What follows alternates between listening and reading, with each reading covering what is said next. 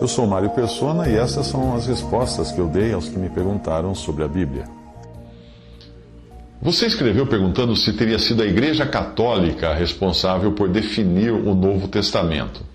Bem, eu acredito que Deus cuidou de compilar o Antigo Testamento, que já era usado nos tempos de Jesus e é usado até hoje pelos judeus.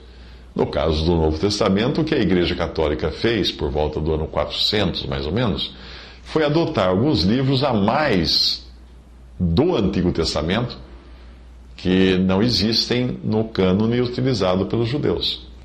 E que hoje esse Antigo Testamento dos judeus é também o que usam os cristãos protestantes, evangélicos, etc.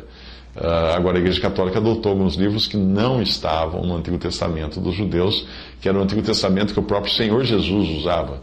Esses livros que foram acrescentados pelo catolicismo são Judite, Tobias, Sabedoria, Eclesiástico, Baruque e os 2 livros de Macabeus, e também alguns trechos em Daniel, Esther e Esdras.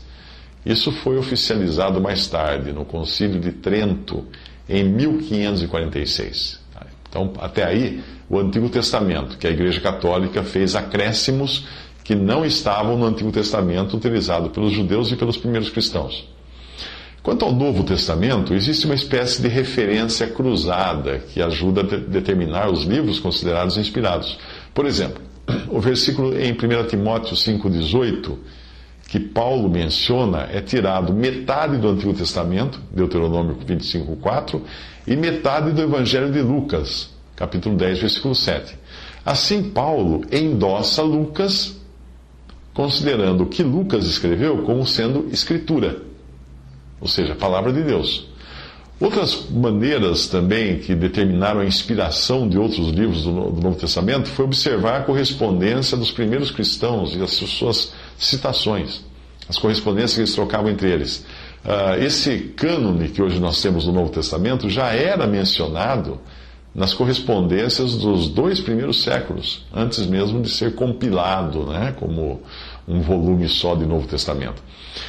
Mas aí ocorre um impasse aqui. Teria sido a Igreja Católica Romana, como instituição, que determinou qual seria o cânone do Novo Testamento, ou teria sido Deus quem fez isso?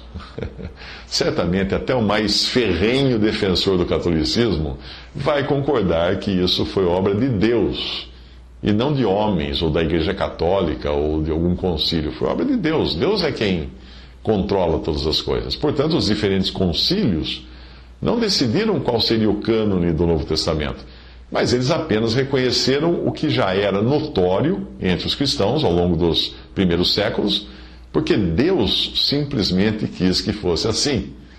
Ou acaso teriam os homens poder e autoridade para determinar o que é a palavra de Deus e o que não é a palavra de Deus? Longe de nós está o pensamento.